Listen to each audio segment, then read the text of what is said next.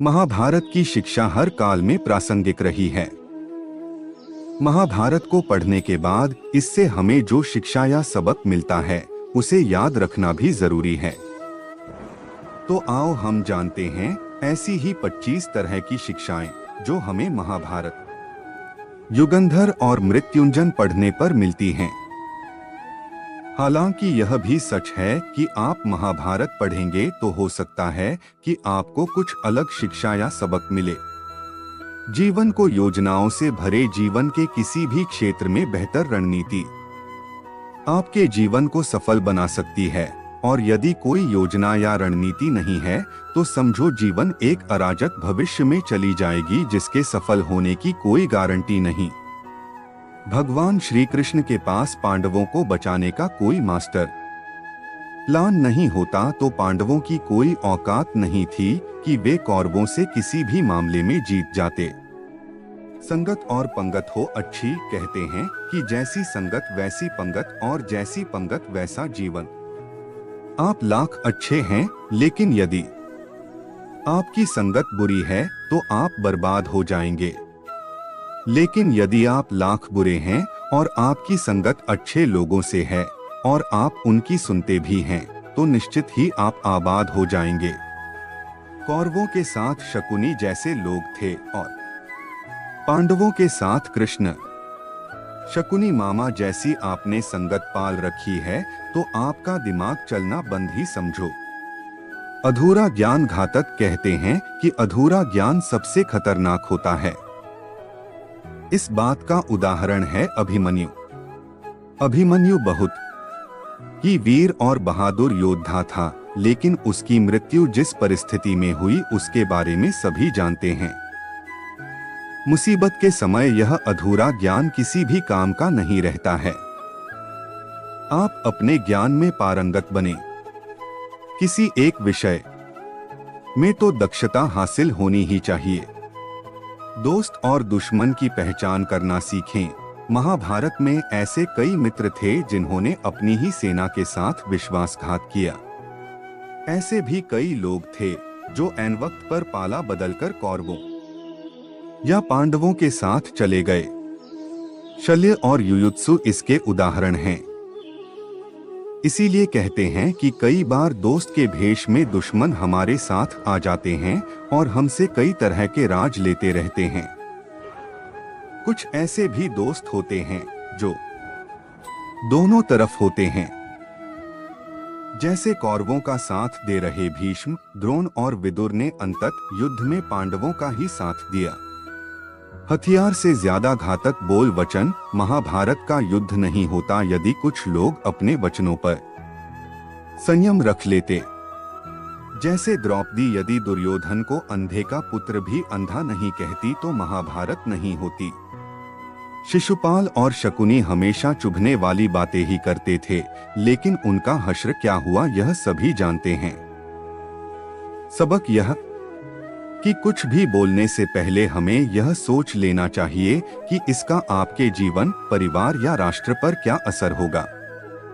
जुएसट्टे से दूर रहो। शकुनी ने पांडवों को फंसाने के लिए जुए का आयोजन किया था, जिसके चलते पांडवों ने अपना सब कुछ दांव पर लगा दिया था। अंत में उन्होंने द्रौपदी को भी दांव पर लगा दिया था। यह बात सभी जानते हैं कि फिर क्या हुआ। अत जुए, सट्टे, षड्यंत्र से हमेशा दूर रहो। ये चीजें मनुष्य का जीवन अंधकारमय बना देती हैं।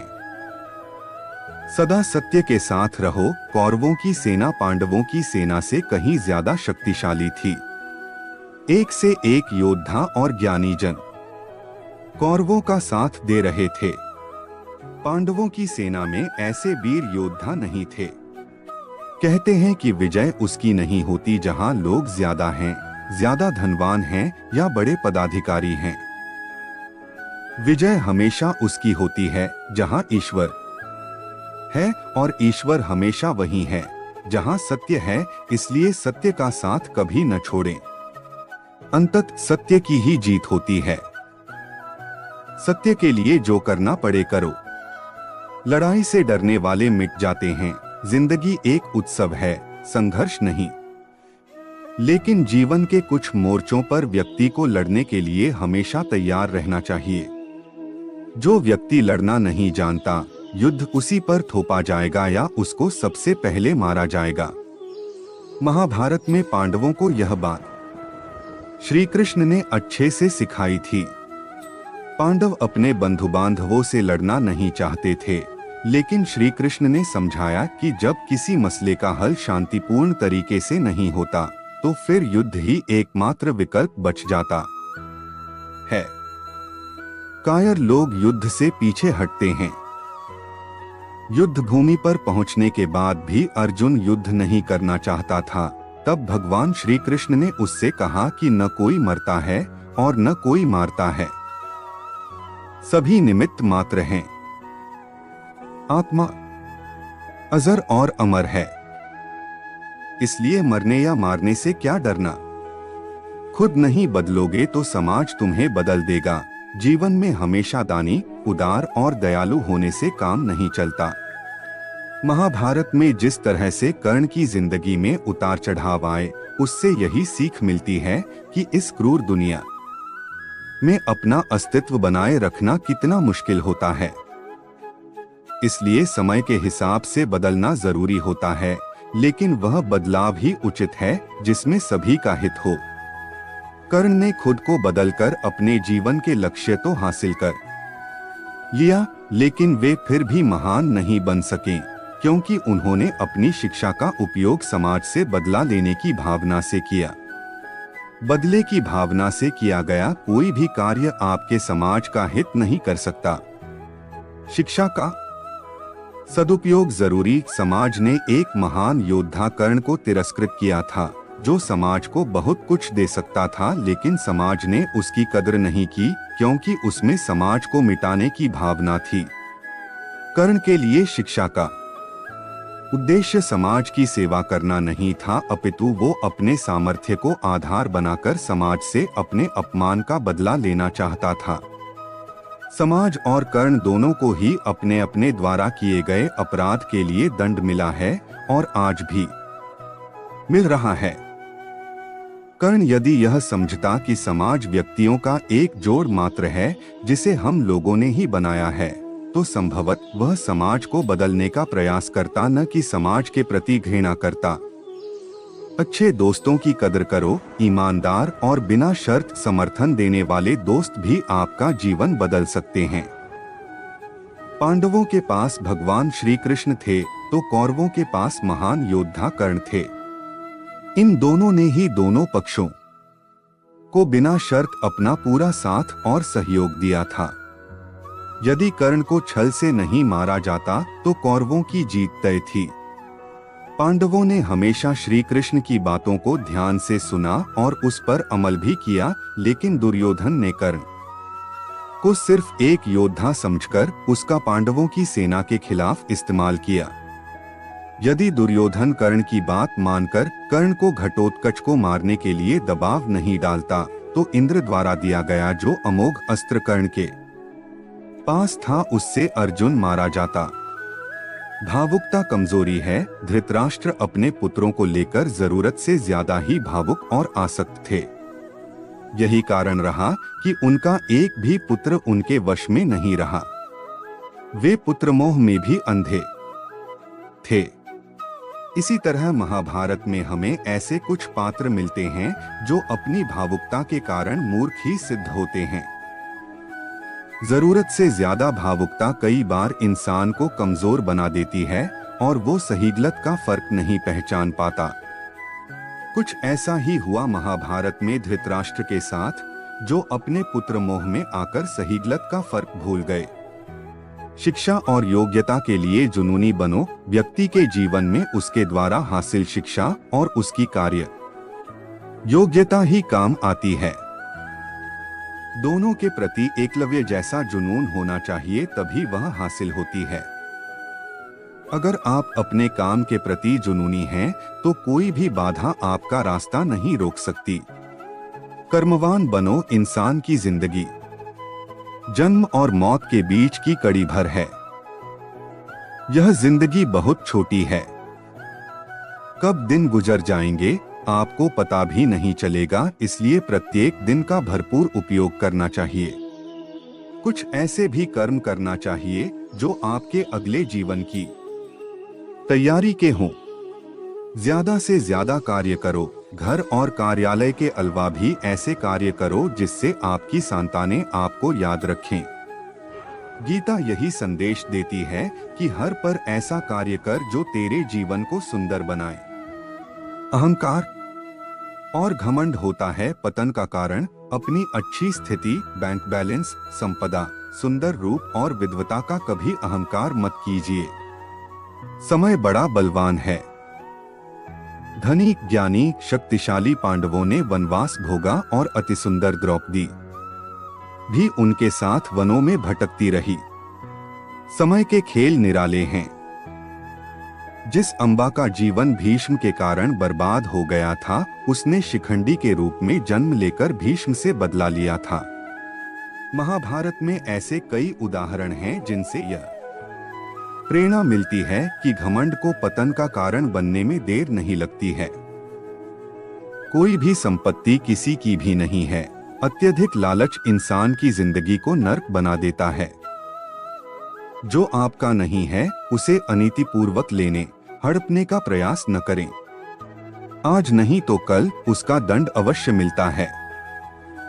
भगवान श्री कृष्ण कहते हैं कि आज जो तेरा है कल बीता हुआ कल किसी और का था और कल आने वाला कल किसी और का हो जाएगा। तू संपत्ति और वस्तुओं से आसक्ति मत पाल। यह तेरी मृत्यु के बाद यहीं रखे रह जाएंगे। अर्जित करना है तो परिवार का प्रेम और अपनत्व अर्जित कर, जो हमेशा तेरे साथ रहेगा। ज्ञान का हो सही क्रियान्वयन। शिष्य या पुत्र को ज्ञान देना माता पिता व गुरु का कर्तव्य है, लेकिन सिर्फ ज्ञान से कुछ भी हासिल नहीं होता।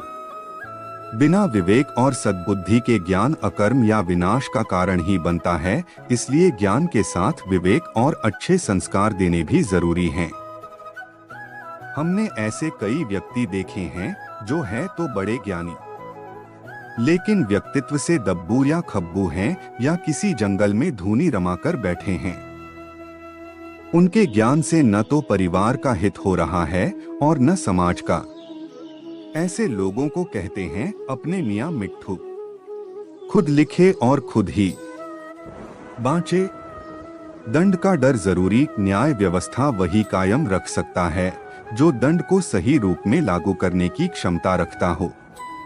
यह चिंतन घातक है कि अपराध से घृणा करो, अपराधी से नहीं। दुनिया भर की जेलों से इसके उदाहरण प्रस्तुत किए जा सकते हैं कि जिन अपराधियों को सुधारने की दृष्टि से पुनर्वास कार्यक्रम चलाए गए, उन्होंने समाज में जाकर फिर से अपराध को अंजाम दिया है। अपराधी को हर हाल में दंड मिलना ही चाहिए। यदि उसे दंड नहीं मिलेगा तो समाज में और भी अपराधी पैदा होंगे और फिर इस तरह संपूर्ण समाज ही अपराधियों का समाज बन जाएगा। युधिष्ठिर के अहिंसा में उनके विश्वास को देखते हुए युद्ध के बाद भीष्म को उन्हें उपदेश देना पड़ा कि राजधर्म में हमेशा दंड की जरूरत होती है, क्योंकि प्रत्येक समाज में अपराधी तो होंगे ही। दंड न देना सबसे बड़ा अपराध होता है। न्याय की रक्षा जरूरी। न्याय हमेशा उन लोगों के साथ होता है जो शक्तिशाली हैं या जो न्याय पाने के लिए प्राणपण से उत्सुक हैं। जिन्होंने अपने लिए न्याय मांगा है, उनके साथ ईश्वर ने न्याय किया भी है। मांगोगे नहीं तो मिलेगा भी नहीं, यह प्रकृति का नियम है। गुरु द्रोणाचार्य ने कर्ण और एकलव्य के साथ जरूर अन्याय किया था, लेकिन आज दुनिया अर्जुन को सर्वश्रेष्ठ धनुर्धर नहीं मानती, क्योंकि कर्ण और एकलव्य ने हमेशा न्याय की मांग की और अंत में आज दुनिया उन्हें श्रेष्ठ धनुर्धर मानती है। महाभारत हमें सिखाती है कि न्याय की रक्षा करना कितना जरूरी है, लेकिन यह भी एक कटु सत्य है कि न्याय सिर्फ शक्तिशाली लोगों के साथ ही है। छिपे हुए को डोट जानने का ज्ञान जरूरी। यह जगत या व्यक्ति जैसा है वैसा कभी दिखाई नहीं देता, अर्थात लोग जैसे दिखते हैं वैसे होते नहीं, चाहे वह कोई भी हो। महाभारत का हर पात्र ऐसा ही है, रहस्यमयी। छिपे हुए को जानना ही व्यक्ति का लक्ष्य होना चाहिए, क्योंकि ज्ञान ही व्यक्ति को बचाता है। भगवान श्री कृष्ण के ऐसे कई योद्धा थे जो छिपे हुए सत्य को जानते थे।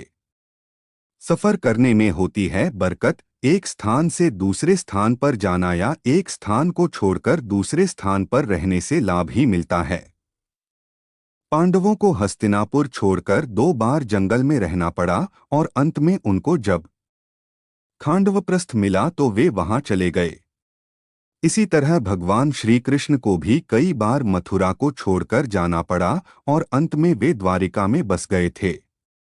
कई बार लोगों को व्यापार या नौकरी के लिए दूसरे शहर या देश में जाना होता है।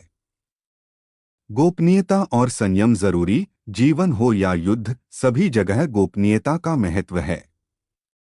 यदि आप भावना में बहकर किसी को अपने जीवन के राज बताते हैं या किसी व्यक्ति या समाज विशेष पर क्रोध या कटाक्ष करते हैं, तो आप कमजोर माने जाएंगे।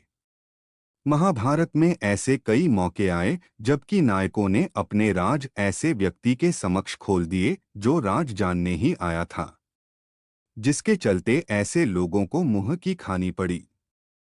दुर्योधन, भीष्म, बर्बरिक ऐसे उदाहरण हैं जिन्होंने अपनी कमजोरी और शक्ति का राज खोल दिया था। चिंता, भय और अशांति है मृत्यु का द्वार। किसी भी प्रकार की चिंता करना, मन को अशांत रखना और व्यर्थ के भय को पालते रहने से मृत्यु आसपास ही मंडराने लगती है। मौत तो सभी को आनी है, फिर चिंता किस बात की। कोई पहले मरेगा और कोई बाद में। चिंता का मुख्य कारण मोह है। जेलखान, दावाखाना या पागलखाना वह व्यक्ति जाता है जिसने धर्मसम्मत या संयमित जीवन नहीं जिया, बहुत महत्वाकांक्षी है, या जिसने धन और शक्ति के आधार पर रिश्ते बना रखे हैं, या जिसे अपनी संपत्ति की सुरक्षा की चिंता है। महाभारत को पढ़ने से हमें यही शिक्षा मिलती है कि चिंता मुक्त जीवन सबसे बड़ी दौलत है। इंद्रिय संयम जरूरी, इंद्रियां कभी तृप्त नहीं होती। जो इंद्रियों के वश में है उसका पतन निश्चित है। बहुत से लोग आजकल किसी न किसी प्रकार की आदत या नशे के गुलाम हैं। ऐसे लोगों का धीरे धीरे क्षरण होता जाता है। इंद्रिय संयम आता है संकल्प से। महाभारत का हर पात्र संकल्प से बंधा हुआ है। शक्ति का संचय इंद्रियों को वश में करने से ही संभव हो पाता है। राजा या योद्धा को नहीं करना चाहिए परिणाम की चिंता। कहते हैं कि जो योद्ध या राज युद्ध के परिणाम की चिंता करता है वह अपने जीवन और राज्य को खतरे में डाल देता है। परिणाम की चिंता करने वाला कभी भी साहसपूर्वक न तो निर्णय ले पाता है और न ही युद्ध कर पाता है। जीवन के किसी पर मोड़ पर हमारे निर्णय ही हमारा भविष्य तय करते हैं। एक बार निर्णय ले लेने के बाद फिर बदलने का अर्थ यह है कि आपने अच्छे से सोचकर निर्णय नहीं लिया या आप में निर्णय लेने की क्षमता नहीं है। दोस्तों, इस वीडियो में बस इतना ही।